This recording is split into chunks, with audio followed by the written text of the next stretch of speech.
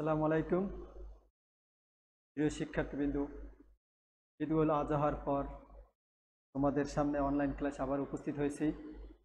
এই আগস্ট মাসে আমি 1975 সালে 15 আগস্ট জাতির পিতা বঙ্গবন্ধু শেখ মুজিবুর রহমান সহ অন্য যারা শাহাদাত বরণকারী সবাই রুহের মাগফিরাত কামনা করে আমি তোমাদের আজকে অনলাইন ক্লাস শুরু করতে যাচ্ছি। তোমাদের ব্যবসায় শিক্ষা শিক্ষার্থীদের একাদশ এবং দ্বাদশ শ্রেণীর ব্যবসায় সংগঠন ও ব্যবস্থাপনা প্রথম পত্রের দ্বিতীয় অধ্যায় নিয়ে এর আগে আলোচনা করেছি। আমি আজকেও আর একটা বিষয় নিয়ে আমি আলোচনা করব। আমি সেটা বোর্ডে আগে লিখে দিয়েছি। দেখো, তোমরা দেখতে পাচ্ছ ব্যবসায়ের উপর প্রভাব বিস্তারকারী পরিবেশের প্রত্যক্ষ উপাদানসমূহ কি কি, অর্থাৎ প্রত্যক্ষ উপাদানসমূহ ব্যবসায়ের উপর কি কি প্রভাব বিস্তার করে থাকে এবং কারা এর সাথে জড়িত থাকে সেই বিষয়গুলো। তাহলে আমি আগেই তোমাদের সামনে উপস্থাপনা করেছি পরিবেশ জিনিসটা কি। আমরা জানি যে পরিবেশ হলো পারিপার্শ্বিক অবস্থা, অর্থাৎ যে অবস্থার মধ্য দিয়ে মানুষ বসবাস করে অথবা মানুষ বসবাস করতে গেলে যে পারিপার্শ্বিক অবস্থা তার বিভিন্ন ক্ষেত্রে প্রভাব বিস্তার করে থাকে তাকে আমরা বলি পরিবেশ। আর ব্যবসায় পরিবেশ হলো ব্যবসায়িক কার্যক্রম পরিচালনা করতে গিয়ে যেসব প্রত্যক্ষ বা পরোক্ষভাবে যেসব উপাদান প্রভাব বিস্তার করে থাকে তাকে আমরা বলি ব্যবসায় পরিবেশ। এখন এই ব্যবসায় পরিবেশের ব্যবসায়ের প্রত্যক্ষ যে উপাদানসমূহ কি কি প্রভাব বিস্তার করে কারা এর সাথে জড়িত আমি তা নিয়ে আলোচনা করছি। দেখো, দুইটা জিনিস আছে, একটা জানি পরিবেশের দুইটা অংশ, একটাকে আমরা বলি আভ্যন্তরীণ আর একটা হলো বাহ্যিক। তাহলে আভ্যন্তরীণ কারা, যারা একদম সরাসরি পরিবেশের সাথে ওতপ্রোতভাবে জড়িত থাকে। তার একটা অংশ হলো আমরা জানি যে মালিক বা শেয়ার হোল্ডার,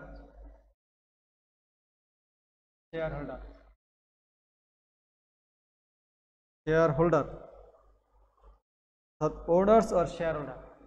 তাহলে মালিক পক্ষ আমরা জানি যে ব্যবসায় পরিবেশ অর্থাৎ ব্যবসায়ের আভ্যন্তরীণ পরিবেশ কেমন হবে, মালিক পক্ষ অথবা যারা শেয়ার কিনে থাকে তাদের মন মানসিকতা, তাদের আচার আচরণ, তাদের মনোভাব, তাদের সাংস্কৃতিক দৃষ্টিভঙ্গি অথবা মানবিক দৃষ্টিভঙ্গি কি কাজ করে তার উপর নির্ভর করবে ওই প্রতিষ্ঠানের পরিবেশ কী ধরনের হবে।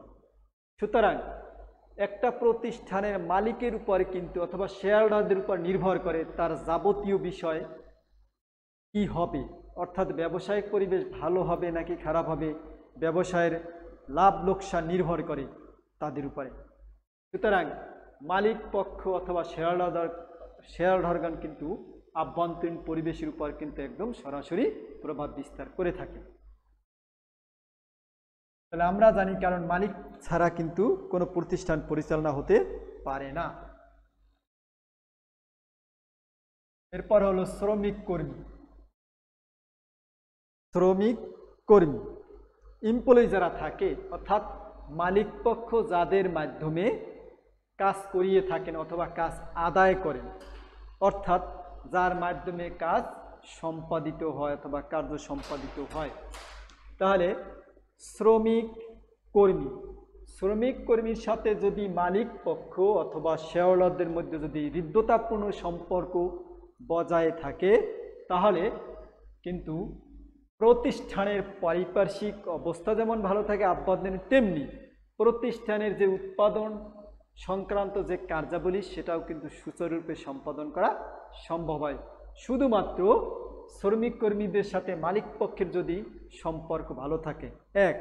এরপরে শ্রমিকের চাহিদা থাকে, অর্থাৎ তিনি কার্য সম্পাদিত করবেন, যদি অতিরিক্ত কাজ করে থাকেন অতিরিক্ত কাজের বিনিময়ে কিন্তু তারা অতিরিক্ত পারিশ্রমিক আশা করতে পারেন, কিন্তু সেই বিষয়টাও কিন্তু বিবেচনায় নিয়ে তারপর মালিক পক্ষকে কিন্তু কার্য সম্পাদনের জন্য শ্রমিক কর্মীকে কাজে লাগাতে পারেন। সুতরাং প্রতিষ্ঠানের মালিক এবং শ্রমিক একে অন্যের উপর কিন্তু ওতপ্রোতভাবে জড়িত। তাই মালিক পক্ষকে অবশ্যই সবসময় চিন্তা ভাবনা করতে হবে কিভাবে শ্রমিক কর্মীকে সন্তুষ্ট রাখা যায়। শুধুমাত্র যে আর্থিক দিক দিয়েই কিন্তু শ্রমিক কর্মীকে সন্তুষ্ট করা যায় অথবা তাদের মনোভাবকে ইতিবাচক দৃষ্টিভঙ্গিতে নেওয়া যায় সেটা কিন্তু নয়। কারণ প্রতিষ্ঠানের আভ্যন্তরীণ যে কিছু উপাদান আছে পরিবেশে, সেই উপাদানের উপরে কিন্তু যদি সন্তুষ্ট থাকে শ্রমিক কর্মী, তাহলে কিন্তু তাদের মাধ্যমে মালিক পক্ষ কাজ আদায় করে নিতে পারে। তাহলে প্রতিষ্ঠানের কিন্তু পরিবেশের মূল একটা অংশ হিসেবে কাজ করে কিন্তু শ্রমিক বা কর্মী পক্ষ। এরপরে আমরা দেখতে পাচ্ছি পরিচালনা পর্ষদ।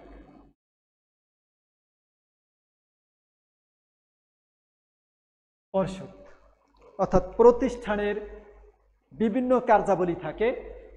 আমরা দেখতে পাচ্ছি একটা প্রতিষ্ঠানের বিভিন্ন পরিচালক থাকে। এই পরিচালকের এক একজনের উপর কিন্তু এক একজন এক একটি দায়িত্ব পালনের জন্য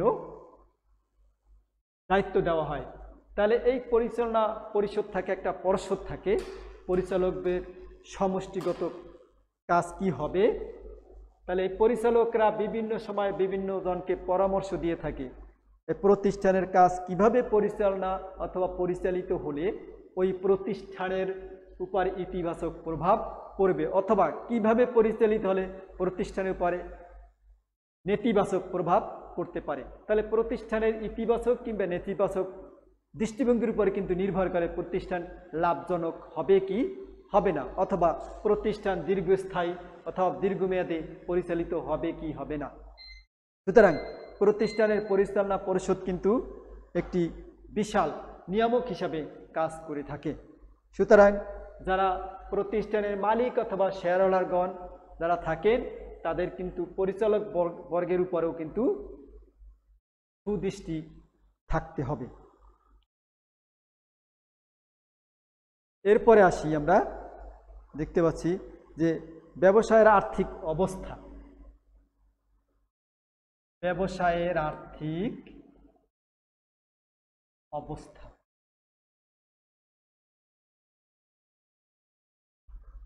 তাহলে ব্যবসায়ের কিন্তু ব্লাড হিসেবে কাজ করে আমরা জানি অর্থ। ফুয়েল, যেমন জ্বালানি ছাড়া যেমন গাড়ি চালানো যায় না, ঠিক তেমনিভাবে প্রতিষ্ঠানের অর্থাৎ ব্যবসায় প্রতিষ্ঠানের কিন্তু অর্থও কিন্তু ফুয়েল হিসেবে কাজ করে, অর্থাৎ ব্লাড হিসাবে। মানুষের যেমন রক্ত যদি কখনো চলাচল বন্ধ হয়ে যায়, তাহলে মানুষের কিন্তু কার্যক্রম বন্ধ হয়ে যায়। ঠিক তেমনি ব্যবসায়ের অর্থনৈতিক অবস্থাও যদি কখনো কোনো বিরূপ পরিবেশের সৃষ্টি হয়, তাহলে সেটা কিন্তু অর্থের কারণেই হয়ে থাকে। তাহলে যে প্রতিষ্ঠানের আর্থিক অবস্থা ভালো, সেই প্রতিষ্ঠানের অন্যান্য দিকগুলো কিন্তু উন্নত হতে বাধ্য থাকে। অর্থাৎ কোনো সিদ্ধান্ত নেওয়ার ক্ষেত্রে মালিক পক্ষ কিন্তু আগেই চিন্তা করে তার অর্থের উৎস কোথায়, কোন উৎস থেকে তার অর্থটা আসবে, সেই অর্থের উৎসগুলো খুঁজে তারপরে কিন্তু তিনি ব্যবসায় পরিচালনার দিকে অগ্রসর হন। তাহলে আর্থিক অবস্থা কিন্তু ব্যবসায় পরিবেশের উপর কিন্তু একদম সরাসরি প্রভাব বিস্তার করে থাকে।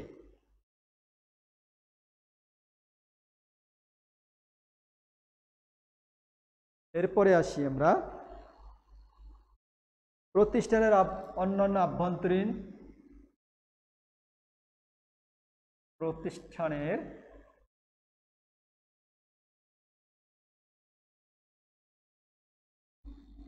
অন্যান্য আভ্যন্তরীণ সুযোগ সুবিধা।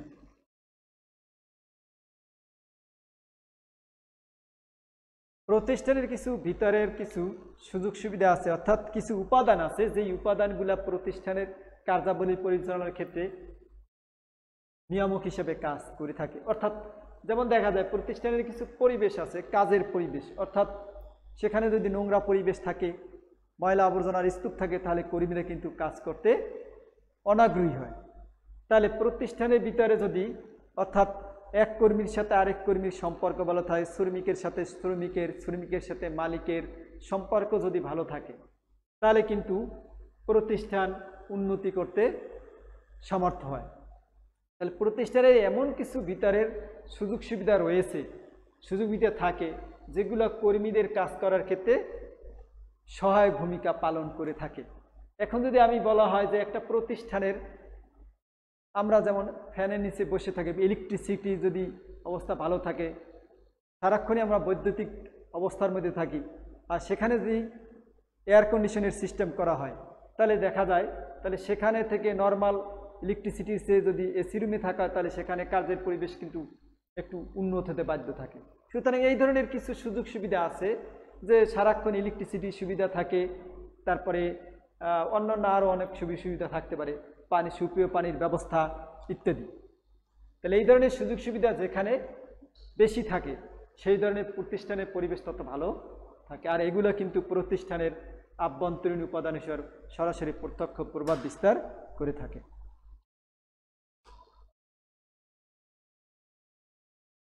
প্রতিষ্ঠানের নিজস্ব পরিবেশ।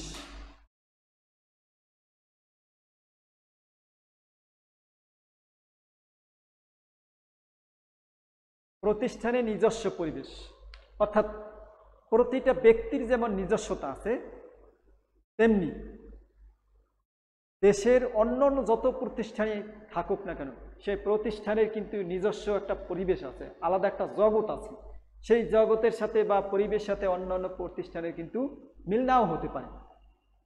অর্থাৎ এই প্রতিযোগিতামূলক বিশ্ব ব্যবস্থায়, বিশ্ব বাণিজ্য ব্যবস্থায় যদি টিকে থাকতে হয় তাহলে প্রতিষ্ঠানের নিজস্ব পরিবেশ ব্যবস্থায় এমন উন্নত করতে হবে যেটা অন্যান্য প্রতিষ্ঠানের ক্ষেত্রে দৃষ্টান্তস্বরূপ কাজ করতে পারে।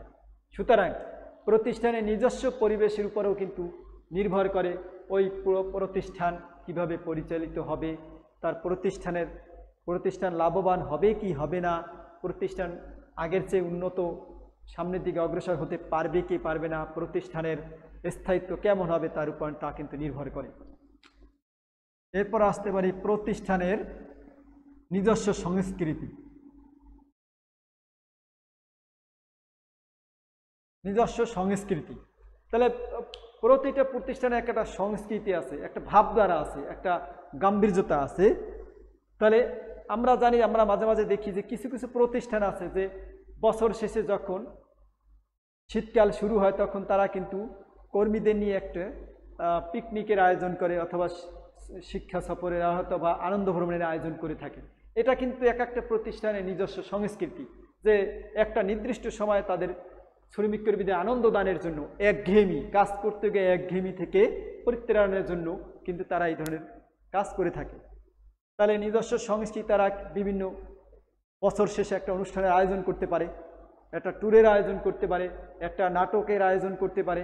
এই ধরনের যে বিভিন্ন বিষয়গুলো আছে এগুলো কিন্তু সব প্রতিষ্ঠানে থাকে না। তাহলে এই ধরনের সুযোগ সুবিধা যে প্রতিষ্ঠানে বেশি থাকে সেই সব প্রতিষ্ঠানে শ্রমিক কর্মী, মালিক পক্ষ, শেয়ার হোল্ডার সবাই কিন্তু কাজ করতে আগ্রহী হয়। অর্থাৎ কাজের প্রতি যে একটা কাজ করতে করতে একসময় যে একটা একঘেয়েমি ভাব চলে আসে সেইটা আর থাকে না। সুতরাং প্রতিষ্ঠান পরিচালনা করতে গেলে এই ধরনের পরিবেশ সাথে মানানসই হয়ে তারপরে চলতে হবে। প্রিয় শিক্ষার্থীবৃন্দ, আমি আভ্যন্তরীণ পরিবেশ নিয়ে আলোচনা করলাম। এরপরে আসি বাহ্যিক পরিবেশ, অর্থাৎ বাহ্যিক পরিবেশ কি কি প্রভাব বিস্তার করে থাকে, অর্থাৎ যেসব উপাদান সরাসরি বাহির থেকে প্রভাব বিস্তার করে সেই উপাদানগুলো কি কি। খ, বাহ্যিক প্রতিষ্ঠানের আভ্যন্তরীণ কিছু যেমন হুমকি রয়েছে, সুযোগ সুবিধা রয়েছে, ঠিক তেমনি বাহ্যিক কিছু উপাদান আছে পরিবেশের যেগুলো সরাসরি প্রভাব বিস্তার করে থাকে। সেটা হুমকিও হতে পারে, সেটা হতে পারে সুযোগ সুবিধাও।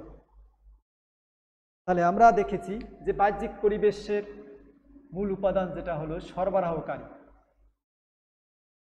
সাপ্লাইয়ার, অর্থাৎ প্রতিষ্ঠানের যারা কাঁচামাল উৎপাদনের যারা কাঁচামাল সরবরাহ করে থাকে। তাহলে আমরা দেখেছি যারা কাঁচামাল সরবরাহ করে থাকে তাহলে তারা যদি সঠিক সময়ে অর্থাৎ নির্দিষ্ট টাইমে নির্দিষ্ট পরিমাণ অথবা গুণগত মানের পণ্য সামগ্রী সরবরাহ করতে অসমর্থ হয় তাহলে প্রতিষ্ঠানের যে উৎপাদনের যে একটা পরিবেশ আসে সেই উৎপাদনের কার্যক্রম কিন্তু ব্যাঘাত ঘটবে। সুতরাং বাহ্যিক যে উপাদান সরবরাহকারী, এই সরবরাহকারী কিন্তু বিশাল একটা নিয়ামক হিসাবে কাজ করে থাকে প্রভাব বিস্তারকারী উপাদান হিসাবে। সুতরাং প্রতিষ্ঠানের যারা মালিক বা শেয়ার হোল্ডারগণ আছেন তাদের অবশ্যই খেয়াল রাখতে হবে এমন সরবরাহকারী নিয়োগ করতে হবে, অথবা সরবরাহকারী আরও একটা বিকল্প পথ অবলম্বন করতে হবে যে একজন সরবরাহকারী যদি কোনো কারণে তার কাঁচামাল সরবরাহ করতে অসমর্থ হয় তাহলে যেন বিকল্প পন্থায় অথবা বিকল্প কোনো সরবরাহকারী থেকে কাঁচামাল সরবরাহ করতে সমর্থ লাভ করে। সুতরাং এই ধরনের চিন্তা ভাবনা করে কিন্তু তাকে উৎপাদনের দিকে অগ্রসর হতে হবে অথবা ব্যবসা পরিচালনা করতে হবে।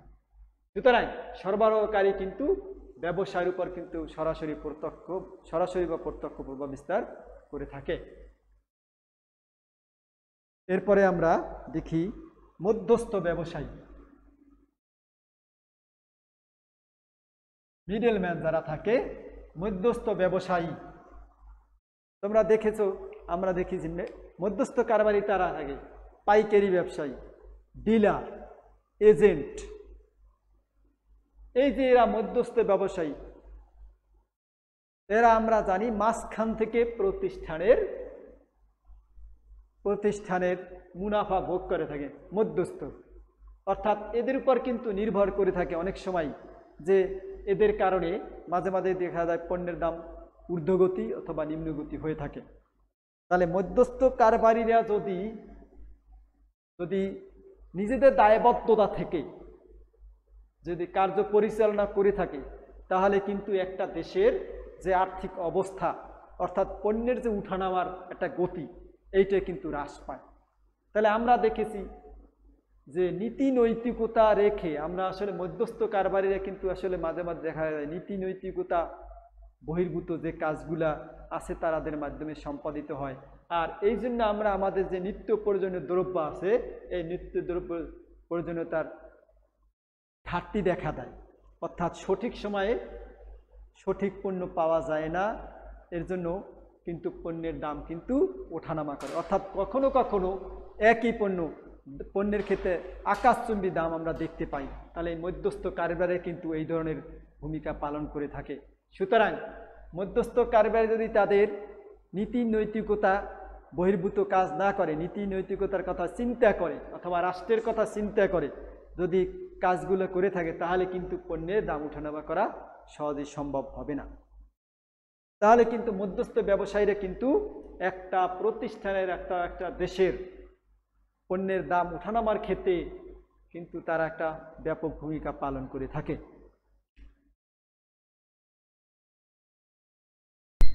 গ্রাহক ও ক্রেতা, অর্থাৎ কনজিউমার এবং কাস্টমার। তাহলে আমরা গ্রাহক কাকে বলে থাকি? কনজিউমার কারা? যারা পণ্য চূড়ান্ত ভোগের জন্য ক্রয় করে থাকে তাদেরকে আমরা বলি গ্রাহক অথবা ভোক্তা। আর ক্রেতা কারা? যারা পণ্য ভোগ এবং বিক্রয়ের উদ্দেশ্যে পণ্য ক্রয় করে থাকে তাদেরকে আমরা বলি ক্রেতা। তাহলে গ্রাহক অথবা ক্রেতা কোন ধরনের পণ্য পছন্দ করে, কোন ধরনের পণ্যের প্রতি আকৃষ্ট তাদের চাহিদা কেমন, তারা কোনটা পেলে আত্মসন্তুষ্টিতে ভুগবে, এই ধরনের পণ্য সরবরাহ করতে হবে অথবা এই ধরনের পণ্য কিন্তু তৈরির দিকে প্রতিষ্ঠানকে অথবা মালিক পক্ষকে মনোনিবেশ করতে হবে। সুতরাং গ্রাহক অথবা ক্রেতার উপর কিন্তু নির্ভর করে আমার পণ্য চাহিদা বাড়বে নাকি কমবে। সুতরাং তাদের প্রতি খেয়াল রেখেই পণ্য উৎপাদন করতে হবে। প্রতিযোগী, কম্পিটিটর। প্রতিযোগী, যদি প্রতিষ্ঠানে কোথাও প্রতিযোগী না থাকে, যদি প্রতিষ্ঠানের অন্য প্রতিষ্ঠানে প্রতিযোগী না হয় তাহলে কিন্তু সেক্ষেত্রে গ্রাহক বা ক্রেতাগণ ভালো পণ্য আশা করতে পারে না। তাহলে প্রতিযোগী যত বেশি হবে পণ্যের গুণগত মান তত বেশি ভালো হবে। অর্থাৎ প্রতিযোগী যদি বিদ্যমান না থাকে তাহলে কিন্তু ব্যবসায়ীরা অথবা ব্যবসায়ী অথবা মালিক পক্ষ তাদের ইচ্ছে মতো পণ্যের দাম বৃদ্ধি করে তারপরে কিন্তু তারা বা অতিরিক্ত মুনাফা লাভ করতে সমর্থ হয়। সুতরাং যদি প্রতিষ্ঠানের বাইরে প্রতিযোগী থাকে তাহলে প্রতিযোগিতার সাথে টিকে থাকতে হলে তাকে অবশ্যই সেই ধরনের প্রযুক্তি ব্যবহার করতে হবে, সেই ধরনের গুণগত মানের পণ্য তৈরি করতে হবে।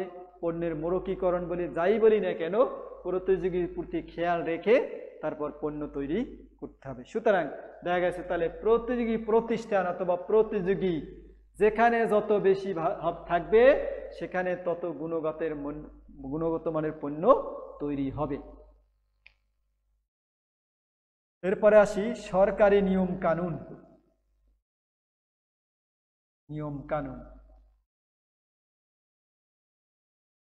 প্রতিটা রাষ্ট্র, প্রতিটা সরকার তার নিজস্ব কিন্তু নিয়ম কানুন আছে, অর্থাৎ প্রতিষ্ঠান কিভাবে পরিচালিত হবে কি হবে না, শিল্পনীতি, বাণিজ্য নীতি, তারপরে ভোক্তা অধিকার নীতি, এই ধরনের কিছু নিয়ম কানুন আছে যেগুলো প্রতিটা প্রতিষ্ঠান পরিচালনাকারীকে মেনে চলতে হয়। তাহলে সরকারি নিয়ম কানুন যদি ব্যবসায় প্রতিষ্ঠানের পক্ষে অনুকূল হয় অথবা নিয়ম কানুনগুলো যে ব্যবসায়ের পক্ষে যায় তাহলে কিন্তু একটা রাষ্ট্রের যে ব্যবসায় পরিবেশ রয়েছে সেটা কিন্তু অনুকূলে থাকবে, অর্থাৎ বিনিয়োগ করতে ব্যবসায়ীরা আগ্রহী হবে। বহির্বিশ্ব থেকেও কিন্তু যারা বিনিয়োগকারী আছে তারা কিন্তু সেখান থেকে এসে এখানে বিনিয়োগ করতে আগ্রহী হবে। তাহলে সরকারি নিয়ম কানুন কিন্তু একটা বড় নিয়ামক হিসাবে কাজ করে থাকে। যেমন সরকারি নিয়ম আছে ইসলামিক দেশে যে অবৈধ কোনো পণ্য অর্থাৎ যেটা ইসলামিক বিশ্বে অর্থাৎ ইসলামিক নিয়মকানুন বহির্ভূত পণ্য তৈরি করা যাবে না, সেগুলো কিন্তু তৈরি করতে পারবে না বা বিক্রয় করতেও পারবে না, সেগুলো সরকারি নিয়মকানুনের বাইরে। এগুলো ইসলামিক স্টেটের কথা বলছি আমি। তাহলে প্রতিটা দেশেরই একটা রাষ্ট্রীয় নিয়মকানুন হিসেবে ব্যবসায় কীভাবে পরিচালনা করতে হবে সেই নিয়মকানুন মেলে তারপর কিন্তু তাকে পরিচালিত করতে হবে। তাহলে প্রিয় শিক্ষার্থীবৃন্দ, তোমাদের আমি কিন্তু আজকে প্রথম যে টপিকটা ছিল ব্যবসায়ের উপর প্রভাব বিস্তারকারী পরিবেশের প্রত্যক্ষ উপাদানসমূহ কী কী সেটা নিয়ে আমি আলোচনা করলাম। আরও কিন্তু উপাদান রয়েছে, তোমরা যদি কিছু বই অনুসরণ করো তাহলে সেখান থেকেও কিন্তু এই কোটেশন নিতে পারো। এবারে আসি বাংলাদেশের ব্যবসায় পরিবেশের সমস্যাগুলো কী কী। আমরা জানি প্রিয় শিক্ষার্থীবৃন্দ, তোমরা দেখতে পাচ্ছ যে সারা বিশ্বব্যাপী যে মহামারী করোনা ভাইরাসের কারণে কিন্তু শুধু যে আমাদের স্বাস্থ্যগত যে ঝুঁকি রয়েছে তাও কিন্তু নয়, এক্ষেত্রে কিন্তু ব্যবসায় পরিবেশের উপর একটা মারাত্মক প্রভাব বিস্তার আমরা দেখতে পাচ্ছি। কারণ অনেক প্রতিষ্ঠানই কিন্তু আর্থিক সংকটের কারণে কিন্তু বন্ধের উপক্রমের পর্যায়ে চলে গেছে। তারপরে অনেক চাকরিজীবী চাকরি হারিয়েছেন। আমরা দেখছি বহির্বিশ্বে যারা আমাদের শ্রমিকরা ছিল অথবা ভাইরা ছিল তারা কিন্তু অনেকেই চাকরি হারিয়েছেন, একসময় হয়তো সেখান থেকে চলেও আসতে হবে। তাহলে এটাও কিন্তু আমাদের দেশের একটা আর্থিক অবস্থার উপর কিন্তু বিরূপ প্রভাব বিস্তার করছে। যাই হোক, এবার একটু আলোচনা করি বাংলাদেশের ব্যবসায় পরিবেশের উপরে। বাংলাদেশের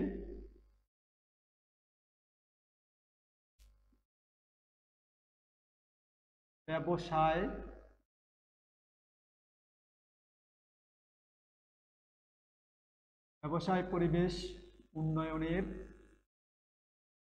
সমস্যা, অর্থাৎ ব্যবসায় ক্ষেত্রে বাংলাদেশের যে পারিপার্শ্বিক বা পরিবেশগত অবস্থা সেটা কি কি সমস্যা রয়েছে উন্নয়নের ক্ষেত্রে। এক নম্বরে আমি আসি, দেখো রাজনৈতিক অস্থিতিশীলতা।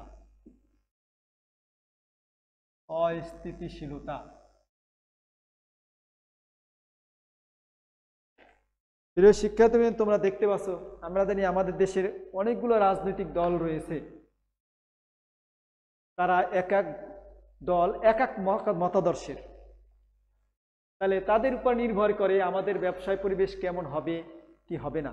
তাহলে যে কোনো দেশের যদি রাজনৈতিক অস্থিতিশীলতা অর্থাৎ রাজনৈতিক যদি দ্বন্দ্ব থাকে, এক গ্রুপের সাথে আরেক গ্রুপের যদি দ্বন্দ্ব থাকে, অর্থাৎ এক গ্রুপ উন্নয়নের দিকে যেতে চাচ্ছে আরেক গ্রুপ বাধা দিচ্ছে, তাহলে কিন্তু সেখানে ব্যবসায় পরিবেশ উন্নয়নের কোনো সম্ভাবনাই থাকতে পারে না। তাহলে রাজনৈতিক পক্ষসমূহ যদি দেশের কথা চিন্তা করে তারা যদি একই মতাদর্শে উপনীত হতে পারে, তাহলে কিন্তু আমাদের দেশের যে ব্যবসায় পরিবেশ রয়েছে সেটা উন্নত করা সম্ভব, আর নচেত কিন্তু সম্ভব নয়। সুতরাং রাজনৈতিক দলসমূহের উপর নির্ভর করে আমাদের দেশে ব্যবসায় পরিবেশের অবস্থা কি হবে কি হবে না। এরপর আসি আমরা কৃষির উপর অতিরিক্ত নির্ভরশীলতা। কৃষির উপর অতিরিক্ত নির্ভরশীলতা।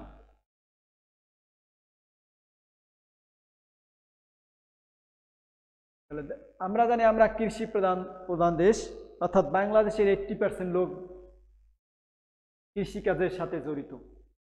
এখন এই কৃষির উপর আমরা এত পরিমাণ নির্ভরশীল হয়ে পড়েছি, যদি কখনো কোনো কারণে কৃষকের পণ্য অথবা কৃষকের যে ফসল ফলায় এই ফসলের উপর কোনো রকমের যদি প্রাকৃতিক কোনো দুর্যোগ দেখা দেয়, তাহলে কিন্তু আমাদের যে অর্থনৈতিক অবস্থা রয়েছে সেই অর্থনৈতিক অবস্থা কিন্তু একদম তলানিতে গিয়ে পৌঁছে যাবে। সুতরাং কৃষির উপর অতিরিক্ত নির্ভরশীলতা না হয়ে আমার কৃষি ছাড়া অন্যান্য যে সহায়ক ব্যবসায় রয়েছে সেগুলোকে কিন্তু আমরা আমাদের অর্থনৈতিক অবস্থার নিয়ামক হিসেবে আমরা ধরে নিতে পারি। এখন অনেকেই কৃষি ছাড়া যে প্রযুক্তি খাতে আমরা বিনিয়োগ করছি, প্রযুক্তি ছাড়া অন্যান্য আমরা ক্ষেত্রে আমরা বিভিন্ন বহির্বিশ্বের সাথে আমরা দেখি যে কি বলি শ্রম বিনিয়োগ করা, এগুলা করতে পারলে আমাদের উপরে কৃষির উপর যে অতিরিক্ত চাপ সেটা কমে যাবে। তাহলে এটাও কিন্তু আমাদের পরিবেশের একটা বড় পরিবেশগত একটা ব্যাপক সমস্যা কি। সুতরাং আমাদের কৃষির উপরে অতিরিক্ত যে চাপ রয়েছে এই চাপ আমাদের কমাতে হবে, অর্থাৎ নির্ভরশীলতা আমাদের কমাতে হবে। এরপরে আসি আমরা সুদৃঢ় অর্থনৈতিক কাঠামোর অভাব। অর্থনৈতিক কাঠামোর অভাব।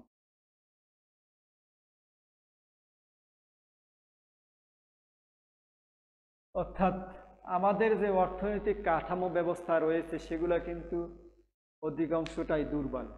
অর্থাৎ কাঠামো বলতে আমরা বুঝেছি যে অর্থনৈতিক অবস্থা যেমন শেয়ার বাজারের কথা বলি, আমরা শেয়ার বাজারে যদি ধস নামে অথবা শেয়ারের দাম কমে যায় তাহলে যারা শেয়ার হোল্ডার থাকে তাদের অর্থনৈতিক অবস্থার কিন্তু প্রভাব বিস্তার করে থাকে, অথবা যারা শেয়ার বাজারে বিনিয়োগ করে থাকেন তাদের অর্থনৈতিক অবস্থার উপর কিন্তু বিরূপ প্রভাব বিস্তার করে থাকে। এরকমের যে অর্থনৈতিক কাঠামোগুলো আছে, ব্যাংকিং ব্যবস্থা, আমরা ওদের অর্থনৈতিক অন্যান্য যে প্রতিষ্ঠানসমূহ রয়েছে তাদের কাঠামোগুলা, অর্থনৈতিক যে সুদৃঢ় কাঠামোগুলা যদি সুদৃঢ় করা যায় অর্থাৎ মজবুত করা যায়, যেটাকে আমরা বলি টেকসই, তাহলে কিন্তু সেটা ব্যবসায় পরিবেশের উপর কিন্তু একটা অনুকূল প্রভাব বিস্তার করবে। যদি তাহলে অর্থনৈতিক অবস্থার কাঠামো যদি দুর্বল হয় তাহলে সেটা কিন্তু আমাদের ব্যবসায় পরিবেশের উপর কিন্তু একটা ব্যাপক প্রভাব বিস্তার করবে। সুতরাং অর্থনৈতিক অবস্থা যত সুদৃঢ় হবে, যত টেকসই হবে, তত একটা দেশের ব্যবসায় পরিবেশে তত উন্নত হতে বাধ্য থাকে। সরকারি নীতির দুর্বলতা। সরকারি নীতির দুর্বলতা।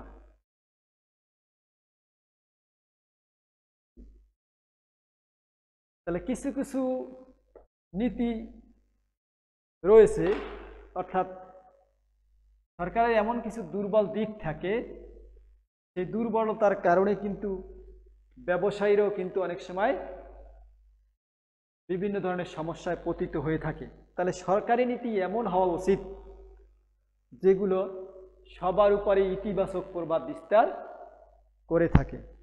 তাহলে সরকারকেও যারা ব্যবসায়ী আছে অথবা যারা বিনিয়োগকারী আছে তাদের সাথে আলাপ আলোচনা করে তারপর যদি নীতি প্রণয়ন করে থাকে তাহলে কিন্তু সেটা ব্যবসায়ীর ক্ষেত্রে অথবা ব্যবসায় পরিবেশের কিন্তু ইতিবাচক ভূমিকা পালন করবে বলে আমরা আশা করি। যাই হোক, তাহলে সরকারি নীতি দুর্বলতা কিন্তু একটা ব্যবসায় পরিবেশের উন্নয়নের ক্ষেত্রে বাধাগ্রস্ত অথবা বাধাপ্রাপ্ত হয়ে থাকে। এরপর রয়েছে প্রযুক্তিগত শিক্ষা ও সচেতনতার অভাব। শিক্ষা ও সচেতনতার অভাব। তাহলে প্রযুক্তিগত শিক্ষা অর্থাৎ একটা দেশের অর্থনৈতিক অবস্থা যদি ভঙ্গুর থাকে অথবা দুর্বল থাকে তাহলে সেক্ষেত্রে কিন্তু প্রযুক্তিগত শিক্ষা প্রয়োগ করা সম্ভব হয় না। তাহলে আমাদের অর্থনৈতিক অবস্থা যদি ভালো করা যায় অথবা অর্থনৈতিক অবস্থা যদি সুদৃঢ় করা যায়, শক্তিশালী করা যায়, টেকসই হয়, তাহলে সেক্ষেত্রে প্রযুক্তির যে উন্নত প্রযুক্তির যে কারিগরি দিকগুলো রয়েছে সেগুলো কিন্তু ব্যবহার করা সম্ভব অথবা সেগুলো শিক্ষাগত করা সম্ভব হয়। তাহলে জনগণ সেগুলো কিন্তু সচেতন হবে। আর যদি অর্থনৈতিক অবস্থা দুর্বল হয় তাহলে প্রযুক্তিগত শিক্ষাও দুর্বল হয় আর সেখানে আমাদের সচেতনতারও অভাব দেখা দেবে। অর্থাৎ মানুষের যদি অর্থনৈতিক অবস্থা ভালো হয় তাহলে তারা সচেতন হবে, আর যদি ভালো না হয় তাহলে কিন্তু তারা অসচেতন হয়ে যাবে। কিভাবে তারা অর্থনৈতিক অগ্রগতি লাভ করবে সেই চিন্তায় কিন্তু তারা সবসময় মনোনিবেশ থাকবে, সুতরাং তারা সেক্ষেত্রে অসচেতন হয়ে পড়বে। সর্বশেষ আমরা যেটা বলি সুশাসনের অভাব। সুশাসন, তাহলে শাসন দুইটা, একটা কুশাসন, শাসন একটা সুশাসন। অর্থাৎ যে শাসন ব্যবস্থা জনগণের উপরে অথবা জনগণের মনোভাবকে ইতিবাচক দিকে না নিয়ে নেতিবাচক দিকে প্রভাবিত করে সেই শাসন ব্যবস্থা কিন্তু কখনোই ব্যবসায় পরিবেশের কিন্তু উন্নতি লাভ করতে পারে না। সুতরাং যদি শাসন ব্যবস্থার সুদৃঢ় করতে হয় তাহলে শাসন ব্যবস্থা যতটুকু হওয়া উচিত যেটা মানুষ মেনে নিতে বাধ্য থাকে অথবা মেনে নিতে সহজেই তারা সহযোগিতা করে সরকারকে, এই ধরনের শাসন ব্যবস্থা চালু করতে হবে। তাহলে এই ধরনের শাসন ব্যবস্থা না থাকলে কিন্তু ব্যবসায় পরিবেশের ক্ষেত্রে কিন্তু নেতিবাচক প্রভাব বিস্তার করে থাকে। প্রিয় শিক্ষার্থীবৃন্দ, আজকে মতো তোমাদের এখানেই ক্লাসের ইতি টানছি। আবার আগামীতে দেখা হবে। তোমরা ভালো থাকো, সুস্থ থাকো। আল্লাহ হাফেজ।